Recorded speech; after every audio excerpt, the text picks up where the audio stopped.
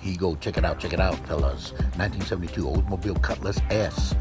I think this used to be a vinyl top, I tell you what. How can you tell? Because this car's not a two-tone, you see. Well, it's got a white top and a gold Yeah, body. why's that? Because check out that trim molding where the colors meet. You know, I think Eisenhower's right. That trim is right there, and that white is where the vinyl used to be. You know what? It probably peeled off. That's right, if you don't take care of that daggum vinyl, it'll dry and crack and peel right off. Yeah, especially with this hot Texas sun.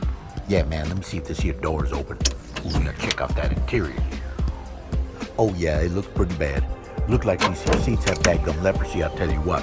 You know, I heard leprosy is pretty contagious. Not dry leprosy.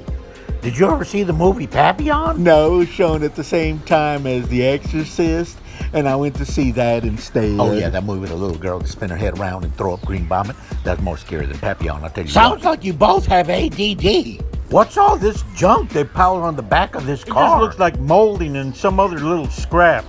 Okay, I need another smoke. Hold on. Well, smoke away from me. Okay, but let me check out the interior from this door.